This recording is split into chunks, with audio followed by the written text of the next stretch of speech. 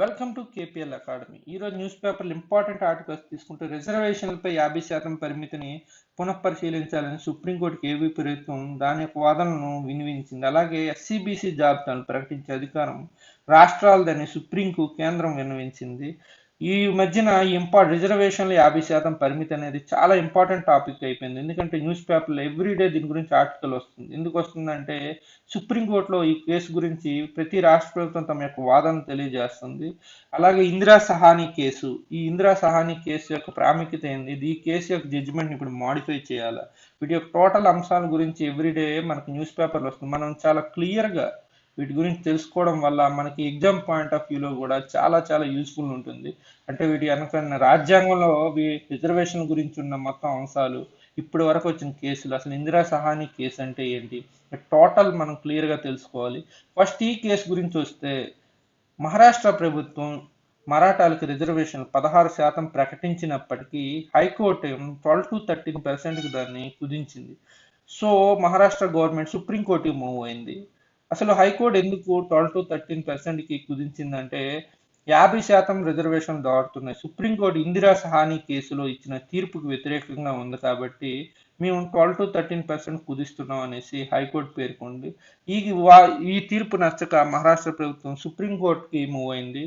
So ఇప్పుడు present సుప్రీంకోర్టులో case ఎలా ఉంది అని మనం ఆలోచిస్తే, సుప్రీంకోర్టులో అన్ని రాష్ట్ర ప్రభుత్వాలకు కూడా తమ యొక్క అభిప్రాయాలు తెలియజేయమని సుప్రీంకోర్టు అలాగే అన్ని కేంద్రపాలిత ప్రాంతాలకి పేర్కొంది. అట్లా మన అభిప్రాయాన్ని ఏపీ ప్రభుత్వం విన్నవించింది ఈ రిజర్వేషన్ల గురించి. అసలు ఏ అంశాల గురించి తమ యొక్క అభిప్రాయాలు విన్నవించమంది అంటే, ఇందిరా సహాని కేసులో వచ్చిన జడ్జిమెంట్ మాడిఫై చేయాలా అంటే లార్జర్ బెంచ్ పంపాలని. నెక్స్ట్ వచ్చేసరికి 102వ రాజ్యాంగ సవరణ రాజ్యాంగబద్ధమేనా అనేది ఇంకో టాపిక్. ఈ రెండు చాలా చాలా ఇంపార్టెంట్. ఇది సుప్రీంకోర్టు ఈ రెండు అంశాల గురించి అన్ని రాష్ట్ర ప్రభుత్వాలకి కేంద్రపాలిత ప్రాంతాలకి రెండింటికి కూడా వాటి యొక్క అభిప్రాయాలు పేర్కొనమని కోరింది. సో అసలు ఈ రిజర్వేషన్లు 50% రిజర్వేషన్లు, అసలు ఈ రిజర్వేషన్ గురించి రాజ్యాంగంలో ఉన్న ఆర్టికల్స్ ఏంటంటే మనం క్లియర్గా తెలుసుకోవడం వల్ల మనకి ఎగ్జామ్స్లో చాలా యూజ్ అవుతుంది. ఇప్పుడు రిజర్వేషన్స్ వస్తే మొట్టమొదట విద్యా సంస్థల్లో రిజర్వేషన్ కోసం సామాజికంగా ఆర్థికంగా వెనుకబడిన వర్గాలకి అన్ని విద్యా సంస్థల్లో రిజర్వేషన్లు ఆర్టికల్ 15(4) ద్వారా పొందుపరచబడ్డాయి. సో ఇది చాలా చాలా ఇంపార్టెంట్. ఎవ్రీ ఆర్టికల్ కూడా మనం గుర్తుపెట్టుకోవాలి. ఆర్టికల్ 15(4) సామాజికంగా ఆర్థికంగా వెనుకబడిన వర్గాలకు, అంటే రాజ్యం భావిస్తే ప్రాతినిధ్యం లేదని సామాజికంగా ఆర్థికంగా వెనుకబడిన వర్గాలకు సో రిజర్వేషన్ కల్పించవచ్చు అని ఆర్టికల్ 15(4) చెప్తుంది. అలాగే ఆర్టికల్ 16(4) గవర్నమెంట్ జాబ్స్లో రిజర్వేషన్.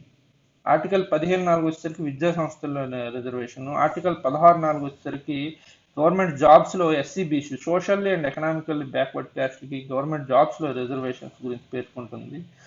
సో ఆర్టికల్ 16(4)A ఇది రాజ్యాంగ సవరణ ద్వారా 1995లో 77వ రాజ్యాంగ సవరణ ద్వారా పొందుపరిచారు. ఈ ఆర్టికల్ 16(4)A అంటే రాష్ట్ర సర్వీసుల్లో ఎస్సీ ఎస్టీలకు తగినంత ప్రాధాన్యం లేదు అని రాజ్యాంగాన్ని భావిస్తే వాళ్ళకి ప్రమోషన్లో రిజర్వేషన్ కల్పించవచ్చు. అంటే ఇనీషియల్ అపాయింట్మెంట్సే కాకుండా ప్రమోషన్స్లో కూడా రిజర్వేషన్స్ కల్పించవచ్చు అని ఆర్టికల్ 16(4)ని 77వ రాజ్యాంగ సవరణ ద్వారా 1995లో పొందుపరిచారు. చాలా చాలా ఇంపార్టెంట్ చెప్తున్నాను కదా, ఎందుకంటే ఇది ఎవ్రీడే కూడా న్యూస్లో వస్తున్నాయి కాబట్టి మనం క్లియర్గా తెలుసుకోవాలి. విద్యా సంస్థల రిజర్వేషన్లు ఆర్టికల్ 15(4) అని, అలాగే గవర్నమెంట్ జాబ్స్లో రిజర్వేషన్లు ఆర్టికల్ 16(4), అలాగే ప్రమోషన్స్లో రిజర్వేషన్ ఎస్సీ ఎస్టీలకి 16(4)A. నెక్స్ట్ వస్తే 16(4)B కూడా ఉంది. బ్యాక్లాగ్ పోస్టుల్లో సుప్రీంకోర్టు జడ్జిమెంట్ అప్లై కాదు. ఏదంటే 50% రిజర్వేషన్లు ఇందిరా సహాని కేసులో ఇచ్చిన రిజర్వేషన్ యొక్క తీర్పు బ్యాక్లాగ్ పోస్టుల్లో అప్లై కాదు. అంటే ఈ బ్యాక్లాగ్ పోస్టులు అంటే ఏంటంటే, ఇయర్ సపోజ్ ఎస్సీలకి 100 పోస్ట్స్ జారీ చేస్తే ఇందులో అన్ని పోస్టులు కూడా భర్తీ కాలేదు, నెక్స్ట్ ఇయర్కి 50 మిగిలిపోయాయి అనుకోండి. ఆ నెక్స్ట్ ఇయర్ 50ని మిగిలిన పోస్టులతో కలపకూడదు. దీన్ని ప్రత్యేకంగానే అంటే ఓన్లీ ఫర్ ఎస్సీస్కే వీటిని కేటాయించాలి. వీటిలో ఇందిరా సహాని యొక్క అంటే జడ్జిమెంట్ని అమలు చేయకూడదు అనేది ఈ కేసు యొక్క మెయిన్ అంటే ఆర్టికల్ 16(4)B. దీని స్పెషల్ కేసు కింద పరిగణించి వీళ్ళకి మాత్రం ఈ పోస్టులు, అంతేగాని ఆ నెక్స్ట్ ఇయర్ వచ్చే పోస్టుల్లో కలిపేసి 50% రిజర్వేషన్లు అమలు కావట్లేదని చెప్పకూడదు అనేది దీని యొక్క సారాంశం. ఇది ఆర్టికల్ 16(4)B. ఇది 81వ రాజ్యాంగ సవరణ ద్వారా 2000లో పొందుపరిచారు ఈ అంశాన్ని. నెక్స్ట్ వచ్చేసరికి ఆర్టికల్ 330 ఎస్సీ ఎస్టీలకి పార్లమెంటు లోక్సభలో రాజ్యసభ ఎంపీల్లో రిజర్వేషన్లు ఆర్టికల్ 330. అలాగే ఆర్టికల్ 332 ఎస్సీ ఎస్టీలకు శాసనసభల్లో ఎమ్మెల్యేస్ లో రిజర్వేషన్. ఇది చాలా చాలా ఇంపార్టెంట్ ఇవన్నీ కూడా. అందుకే నేను ఇక్కడ క్లియర్ గా రాశాను, మీరు కంపల్సరీ. అలాగే 103వ రాజ్యాంగ సవరణ ఈబీసీ రిజర్వేషన్ మొన్న వచ్చింది కదా, ఎకనామికల్ అండ్ బ్యాక్వర్డ్ క్యాస్ట్. ఇట్లా మన రాజ్యాంగంలో రిజర్వేషన్ గురించి ఇవన్నీ పొందుపరిచిన అంశాలు. Article 15(4)(a), 16(4), 16(4)(a), 4(b). రాజ్యాంగ సవరణలు కూడా మీరు గుర్తుపెట్టుకుంటే చాలా యూస్ఫుల్ అవుతుంది మీకు. ఆర్టికల్ 330, 332, 103 రాజ్యాంగ సవరణ. సో నెక్స్ట్ వచ్చేసరికి ఇవి రాజ్యాంగంలో పొందుపరిచిన అంశాలు. నెక్స్ట్ ఇందిరా సహాని కేసు ఏంటి, Indira Sahani and others versus union India. ఈ కేసు గురించి, దీని గురించే రోజు న్యూస్ పేపర్లు ఇందిరా సహాని కేసులో 50% రిజర్వేషన్లు మించకూడదని సుప్రీంకోర్టు ప్రకటించింది. సో దాన్ని దాటకూడదని దీని గురించే మొత్తం డిస్కషన్ అంతా జరుగుతుంది. కాబట్టి అసలు ఈ Indira Sahani and others versus union of India అనే కేసు ఏంటి, దీన్ని లార్జర్ బెంచ్ కి పంపించాలా, ఈ తీర్పుని మాడిఫై చేయాలంటే అని దీని గురించి కూడా క్లియర్ గా మొత్తం తెలుసుకుందాం. Indira Sahani and others versus union of India 1992 case ఇది. దీనిలో 9 జడ్జి వర్డిక్ట్మెంట్ వచ్చింది. అంటే 6:3 జడ్జిలు 6 ఒప్పుకున్నారు, 3 ఇచ్చేశారు. సో 9 జడ్జి వర్డిక్ట్మెంట్ ఇది. ఇప్పుడు ఏదైనా సుప్రీంకోర్టులో చాలా చాలా ఇంపార్టెంట్, సుప్రీంకోర్టు తీర్పుని మాడిఫై చేయాలంటే అంతకుముందు తీర్పు అంటే బెంచ్ ఇచ్చిన దానికన్నా లార్జర్ బెంచ్నే తీసుకోవాలి. సో ఇప్పుడు 9 జడ్జి వర్డిక్ట్మెంట్ ఈ కేసులు ఇందిరా సహాని. సో ఇప్పుడు కంపల్సరీ మినిమం 10 or 11 మెంబర్స్తో ఇప్పుడు బెంచ్ ఫామ్ చేయాలి ఇందిరా సహాని కేసులో. కానీ మనం తీర్పుని మాడిఫై చేయాలంటే, అంటే పెద్ద బెంచే కేవలం మాడిఫై చేయగలదు అంతకుముందు ఇచ్చిన తీర్పుని మాడిఫై చేయాలంటే. అసలు ఇందిరా సహాని కేసు అంటే ఏంటి అనేది మనం క్లియర్గా ఇప్పుడు తెలుసుకుందాం. 1979లో రెండవ బ్యాక్వర్డ్ కమిషన్, అంటే రెండవ మండల కమిషన్ ని ఏర్పాటు చేశారు. దేనికోసం అంటే ఈ socially and economically backward caste యొక్క అంటే క్రైటీరియా, అంటే ఏదైనా ఒక వర్గాన్ని అంటే ఏదైనా గ్రూప్ ని సోషల్లీ ఎకనామికల్లీ బ్యాక్వర్డ్ అని గుర్తించాలంటే క్రైటీరియా ఏం తీసుకోవాలి అని 1979లో second backward commission, Mandal commission ఏర్పాటు చేశారు. ఆ మండల్ రిపోర్ట్ ఏం చెప్పిందంటే దేశంలో ఎస్సీబీసీలు 52% ఉన్నారు, వీళ్ళకి 27% రిజర్వేషన్లు ఇవ్వాలి అనేసి. అంటే ఆల్రెడీ అప్పటికే 22.5% ఎస్సీ ఎస్టీలకి ఇస్తున్నారు, దానికి అదనంగా 27% ఎస్సీబీసీలకి ఇవ్వాలి. ఇది ఈ కేసు యొక్క సారా, ఇది అంటే బ్యాక్గ్రౌండ్. సో దాన్ని విపి సింగ్ గవర్నమెంట్ 1990లో ఇంప్లిమెంట్ చేసింది మండల్ రిపోర్ట్ని. సో దాన్ని సుప్రీంకోర్టులో ఛాలెంజ్ చేశారు, ఇట్లా రిజర్వేషన్లు ఇవ్వకూడదని కొంతమంది సుప్రీంకోర్టులో ఛాలెంజ్ చేస్తే ఇందిరా సహాని అనే వాళ్ళు and others versus union of India, అందుకే ఆ పేరు పెట్టారు. ఇందిరా సహాని గారు దీని వ్యాలిడిటీ గురించి అడిగితే సుప్రీంకోర్టు జడ్జిమెంట్ ఏమిచ్చిందంటే ఇది 27% రిజర్వేషన్ వ్యాలిడ్. ఈ 9 జడ్జ్ బెంచ్ 27% రిజర్వేషన్ వ్యాలిడ్ అనేసి పేర్కొంది. ఆ ఇందిరా సహాని కేసులో కీలక అంశాలు మనం ఒకసారి డిస్కస్ చేస్తే, అంటే జడ్జిమెంట్లో చాలా చాలా ఇంపార్టెంట్ ఇవన్నీ కూడా మనకి మెయిన్స్లో తీసుకున్నా లేకపోతే ప్రిలిమ్స్లో కూడా కంపల్సరీ అడిగేస్తుంటాడు, ఎందుకంటే ఇప్పుడు హాట్ టాపిక్ అయిపోయింది కాబట్టి. ఏదైనా వర్గం రిజర్వేషన్ పొందాలంటే మెయిన్ క్రైటీరియా ఏంటంటే సోషల్ అండ్ ఎడ్యుకేషనల్ బ్యాక్వర్డ్ అయితేనే రిజర్వేషన్ పొందుతాయి ఎస్సీబీసీలు. కానీ ఈ ఇందిరా సహాని కేసులో సుప్రీంకోర్టు పేర్కొంది. అలాగే రిజర్వేషన్లు అనేవి 50% మించకూడదు ఎట్టి పరిస్థితుల్లో. ఎందుకు అని మీకు డౌట్ రావచ్చు. బ్యాలెన్సింగ్ ఈక్వాలిటీ, సమానత్వాన్ని సమతుల్యత కోసం, అలాగే అంటే ఎఫిషియన్సీని అడ్మినిస్ట్రేషన్లో కూడా ఉండడం కోసం 50% రిజర్వేషన్ మించకూడదని ఇదో key point Indira Sahani case versus union of India కేసులో తీర్పుల్లో. ఇది అంటే ఆల్రెడీ అప్పటికే సుప్రీంకోర్టు అంతకుముందు 2 కేసుల్లో ఈ అంశాన్ని ప్రస్తావించింది, తీర్పునిచ్చింది. M R Balaji versus state of Mysore 1963లో, అలాగే Devadasan versus union of India 1964. ఈ 2 కేసుల్లో కూడా 50% రిజర్వేషన్ మించకూడదని పేర్కొంది. దాన్నే తిరిగి సుప్రీంకోర్టు ప్రకటించింది, అంటే అదే తీర్పుని తిరిగి పునర్ప్రకటించింది. Reservation for backward caste classes only for initial appointments, ఇదొకటి నెక్స్ట్ పేర్కొంది ఇందిరా సహాని కేసులో. దానికి రెస్పాండ్ గానే ఆర్టికల్ 16(4)(b) రాజ్యాంగ సవరణ ప్రకటించి బ్యాక్లా పోస్టుల్లో అంటే 16(4)(a) ప్రమోషన్ ఎస్సీ ఎస్టీలకి ప్రమోషన్లో రిజర్వేషన్ అయిన తర్వాత అంటే దీని గురించి గొడవ జరుగుతుంది అనేసి. సో ఇక్కడ బ్యాక్వర్డ్ క్లాసెస్ మాత్రం రిజర్వేషన్ అనేది ఇనీషియల్ అపాయింట్మెంట్లోని మాత్రమే ఉండాలి అనేసి కంపల్సరీ పేర్కొంది. నెక్స్ట్ క్రిమి లేయర్ కాన్సెప్ట్, అంటే ఆర్థికంగా డెవలప్ అయిన వాళ్ళకి రిజర్వేషన్లు అవసరం లేదు బ్యాక్వర్డ్ క్యాస్ట్లో అని ఈ క్రిమి లేయర్ కాన్సెప్ట్ను కూడా తీసుకొచ్చింది. అలాగే జర్నైల్ సింగ్ వర్సెస్ లక్ష్మీనారాయణ గుప్తా 2018 కేసు సుప్రీంకోర్టులో. ఈ కేసులో క్రిమిలేయర్ ఎస్సీ ఎస్టీలకు కూడా అప్లై చేయాలి అని సూచించింది ప్రభుత్వాలకి. సో ఇది టోటల్. దాంతోపాటు పర్మనెంట్ బాడీ ఉండాలి బ్యాక్వర్డ్ క్లాసెస్ గురించి ఎవ్రీ ఇయర్ ఎగ్జామిన్ చేయడానికి. ఏదైనా ఒక కొత్త కులాన్ని యాడ్ చేయాలన్నా, లేకపోతే ఏదైనా కొత్త వర్గాన్ని యాడ్ చేయాలన్నా, ఇంక్లూడ్ చేయాలన్నా, లేకపోతే తీసివేయాలన్నా, వీటి గురించి ఒక పర్మనెంట్ బాడీ ఉండాలి అని కూడా తీర్పులో ఒక కీలక అంశం. సో ఇవి మొత్తం దీనిలో తీర్పులో ఉన్న కీలక అంశాలు. ఏంటంటే ఏదైనా వర్గం రిజర్వేషన్ పొందాలంటే compulsory social and economically backward, educational backward అయితేనే ఆ వర్గానికి రిజర్వేషన్ ఇవ్వాలని. ఇది మెయిన్. దీని గురించి ఇప్పుడు డిస్కషన్ అంటే 50% రిజర్వేషన్లు దాటకూడదు ఎట్టి పరిస్థితుల్లోనూ అనేది ఇది సెకండ్ పాయింట్. అలాగే ఓన్లీ ఇనీషియల్ అపాయింట్మెంట్స్కి మాత్రమే రిజర్వేషన్ అప్లై చేయాలి. క్రిమిలేయర్ కాన్సెప్ట్ని తీసుకొచ్చింది. అలాగే 2018 అంటే ఈ క్రిమిలేయర్ కాన్సెప్ట్ని జర్నల్ సింగ్ వర్సెస్ లక్ష్మీనారాయణ గుప్తా కేసులో ఎస్సీ ఎస్టీలకు కూడా అప్లై చేయమని సూచించింది. పర్మనెంట్ బాడీ ఉండాలి. ఏదైనా అంటే కులాన్ని యాడ్ చేయాలన్నా తీసివేయాలన్నా బ్యాక్వర్డ్ క్లాస్లో వాళ్ళ యొక్క సమస్యల గురించి కూడా తీర్పులో ఇదో కీలక అంశంగా పేర్కొనవచ్చు. ఇది ఇందిరా సహాని కేసులో అంటే జడ్జిమెంట్. అలాగే 102వ రాజ్యాంగ సవరణ అది వ్యాలిడిటీయా కాదా అనేది కూడా ఒక ప్రముఖ అంశమైంది. దీనికి ఈ యొక్క బ్యాక్గ్రౌండ్ ఏంటంటే article 340 socially and educationally backward classes గురించి రాజ్యాంగంలో ఉన్న ఆర్టికల్ 340 డీల్ చేస్తుంది. అంటే వారి యొక్క సమస్యలు, వాళ్ళు అంటే ఏ కులాలు, వీటి గురించి టోటల్గా అంటే social and educational backward class criteria ఏంటి, వీటి యొక్క మొత్తం కీలక అంశాల గురించి ఆర్టికల్ 340 తెలియజేస్తుంది. అయితే 102వ రాజ్యాంగ సవరణ ద్వారా 2 ఆర్టికల్స్ కొత్తగా పొందుపరిచారు. ఈ 102వ రాజ్యాంగ సవరణ ఆర్టికల్ 338B అంటే national commission for backward classes అనే ఒక కమిషన్ ఏర్పాటు చేసి ఇది complaints and welfare measures for socially and educationally backward class అంటే వారి యొక్క కంప్లైంట్ సామాజికంగా మరియు విద్యాపరంగా వెనుకబడిన వర్గాల యొక్క కంప్లైంట్స్ కానీ వారి యొక్క సంక్షేమం కోసం వీళ్ళు చర్యలు తీసుకోవచ్చు. వీళ్ళకి పవర్ ఉంది, అథారిటీ ఉంది అని ఆర్టికల్ 338B పేర్కొంటుంది. ఇది కొత్త ఆర్టికల్ పొందుపరిచారు. అలాగే ఆర్టికల్ 342A పొందుపరిచారు.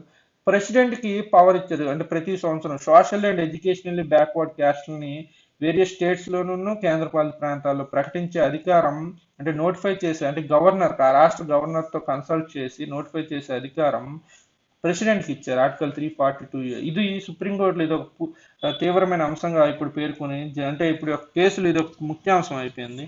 ఆర్టికల్ 342A ప్రెసిడెంట్ కి పవర్ ఉంది.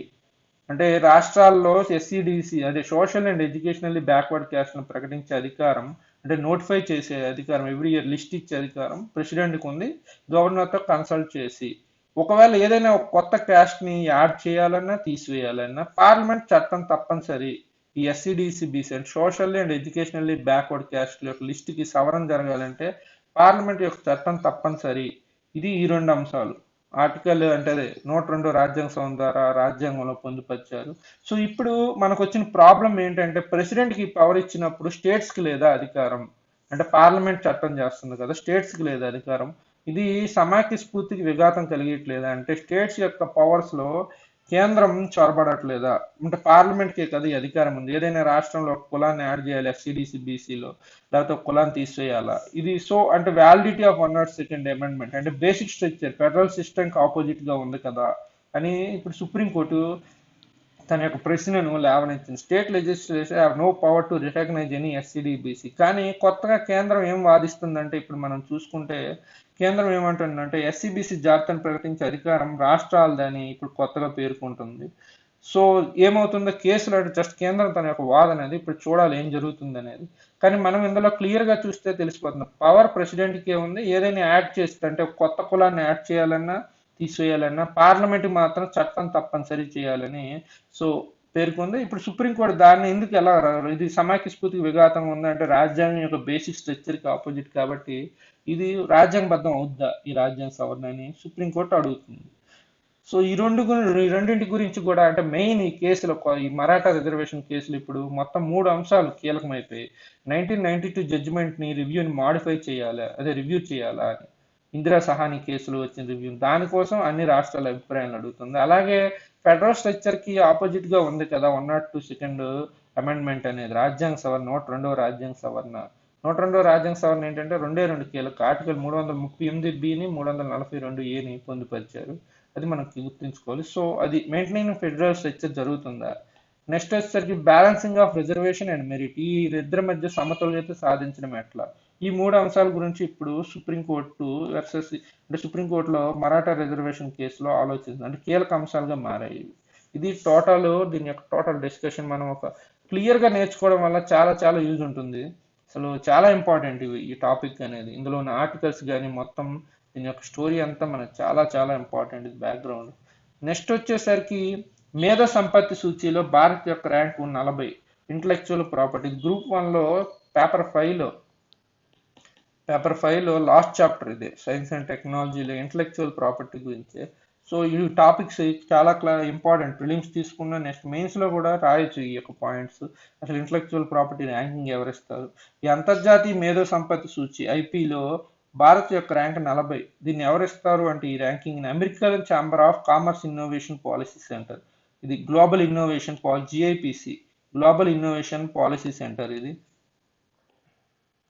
American chamber of commerce global innovation policy centre, వీళ్ళు ఇస్తారు ఇది ఆ అంతర్జాతీయ మేధో సంపత్తి ర్యాంక్. భారత్ 40వ ర్యాంకు.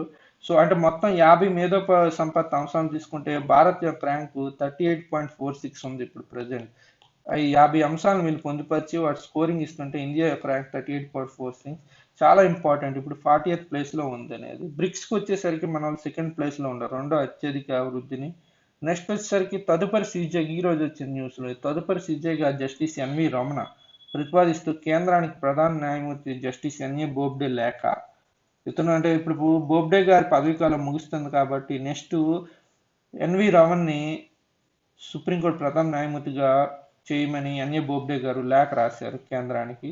సో టోటల్ అంటే మనం దీని యొక్క బ్యాక్గ్రౌండ్ తెలుసుకుంటే 48 అంటే కరెంట్ అఫైర్స్కి వచ్చేసరికి 48 అవుతారు. ఒకవేళ ఇతను ప్రధాన న్యాయమూర్తి అయితే 48 అవుతారు. ఆగస్టు 20, 2022 వరకు ఉంటారు ఇతను, ఆగస్ట్ 26 ఇది ఇతని పదవి కాలం. సో ఇప్పుడు దీని యొక్క మొత్తం క్రైటీరియా సుప్రీంకోర్టు ప్రధాన న్యాయమూర్తిగా ఎవరిని ఎన్నుకుంటారు అంటే ఎవరిని తీసుకుంటారు అంటే దీని గురించి ఫాలో అవుతుంది సీనియర్ మోస్ట్ జడ్జిమెంట్స్ ప్రకారం. ఆల్రెడీ మన సుప్రీంకోర్టు జడ్జిమెంట్స్ ప్రకారం క్లియర్గా దీని గురించి చెప్పారు. సీనియర్ మోస్ట్ ఎవరైతే ఇప్పుడున్న ప్రధాన న్యాయమూర్తి తర్వాత నెక్స్ట్ ఎవరున్నారో సీనియర్ మోస్ట్ అతని పైన ఎటువంటి వివాదం లేకపోతే అతన్ని ఎంపిక చేయాలి అనేది. సో అలాగే సుప్రీంకోర్టు న్యాయమూర్తి నియామకం ఎట్లా అవుతుందంటే రాష్ట్రపతి ప్రధాన న్యాయమూర్తిని సంప్రదించాక సుప్రీంకోర్టు న్యాయమూర్తిని నియమిస్తారు. సో ప్రధాన న్యాయమూర్తిని సంప్రదించడం అంటే ఇక్కడ వచ్చేసరికి క్లియర్గా సుప్రీంకోర్టు జడ్జిమెంట్ ఇచ్చింది, ప్రధాన న్యాయమూర్తి ప్లస్ 4 న్యాయమూర్తులు వీళ్ళ 5 యొక్క సమ్మతి ఉన్నప్పుడే రాష్ట్రపతికి వీళ్ళు రెఫర్ చేస్తారు ఏదైనా ఒక కొత్త న్యాయమూర్తిని ఎంపిక చేయ అంశంలో. ఇది క్లియర్ అంశం. ఇది రాష్ట్రపతి ప్రధాన న్యాయమూర్తిని సంప్రదించాక. ఇక్కడ ప్రధాన న్యాయమూర్తి సంప్రదించడం అంటే ఏంటంటే సుప్రీంకోర్టు తీర్పుల ప్రకారం ప్రధాన న్యాయమూర్తి ప్లస్ 4 న్యాయమూర్తులు వీళ్ళు 5 కలిపి వీళ్ళ యొక్క సమ్మతి తెలియజేశాకే వీళ్ళు ప్రెసిడెంట్కి రెఫర్ చేస్తారు ఏదైనా కొత్త న్యాయమూర్తి నియామకంలో.